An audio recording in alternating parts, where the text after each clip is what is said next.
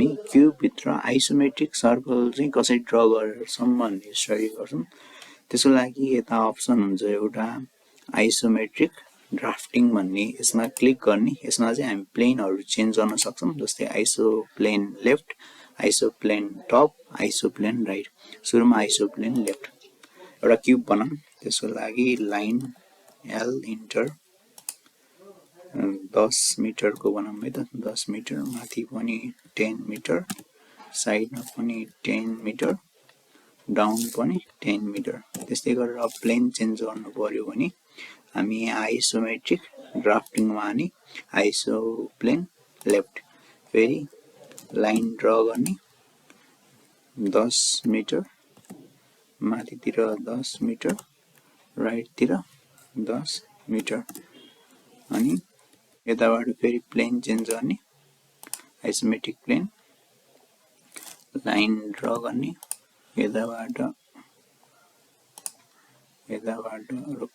Isometric top, isometric plain टपतिर आनी line draw गर्ने यताबाट 10 metre, यताबाट 10 मिटर, EL टाइप भन्ने, I टाइप भन्ने, अनि यताको सेन्ट्रल लाइनहरु चाहिँ पहिला इन्डिकेट गर्न लाउने, सेन्ट्रल लाइन इन्डिकेट गर्ने। त्यसपछि यता चाहिँ हामीले के गर्ने, रेडियस 3 मिटरको सर्कल ड्रा गर्ने।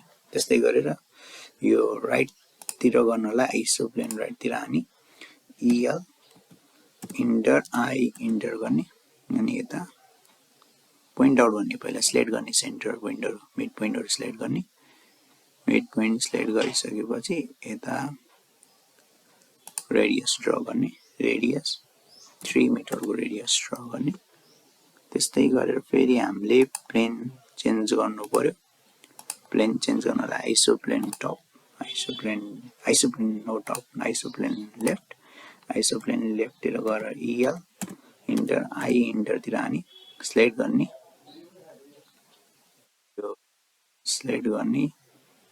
त्यस्तै गरेर हामीले यता गएर रेडियस 3 मिटर इन्टर गर्ने। त्यसपछि हाम्रो फिगर कम्प्लिट हुन्छ। यसरी चाहिँ हामी क्यूब भित्र आइसोमेट्रिक सर्कल बनाउन सक्छौं।